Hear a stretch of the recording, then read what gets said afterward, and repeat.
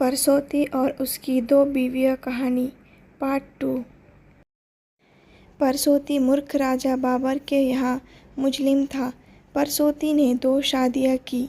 परसौती की दोनों बीवियाँ आपस में हमेशा झगड़ा करती थी। परसौती उनके लड़ाई झगड़े से परेशान हो चुका था और वह उनके लड़ाई झगड़े को हमेशा के लिए ख़त्म करना चाहता था। एक दिन उसने मूर्ख राजा बाबर से पूछा कि वह कैसे अपने दोनों बीवियों के झगड़े को ख़त्म करे।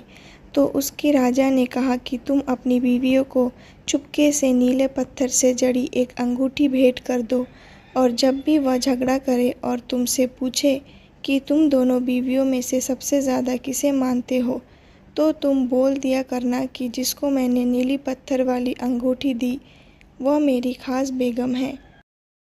परसौती ने अपने अनपढ़ राजा की बातों में आकर वैसा ही किया जैसा उसने कहा था और जब जब दोनों पत्नियों में लड़ाई होती और वह परसौती से पूछते कि दोनों पत्नियों में से उसकी पसंदीदा पत्नी कौन सी है, तो परसौती बोल देता था कि जिस पत्नी को मैंने नीले पत्थर वाली अंगूठी दी थी वही मेरी पसंदीदा पत्नी है। इसके बाद दोनों चुप हो जाया करते थे। परसौती अब खुश रहने लगा। लेकिन दोनों पत्नियों की कहासुनी गाहे बगाहे होते रहती।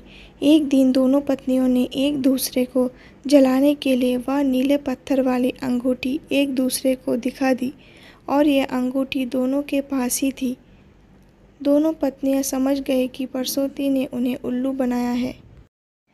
फिर क्या था, दोनों पत्नियां परसौती का इंतज़ार करने लगी।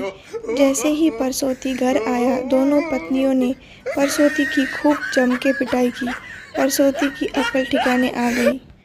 अगर आपको ये कहानी अच्छी लगी तो जल्दी से सब्सक्राइब कर दीजिए मेरे चैनल को। धन्यवाद।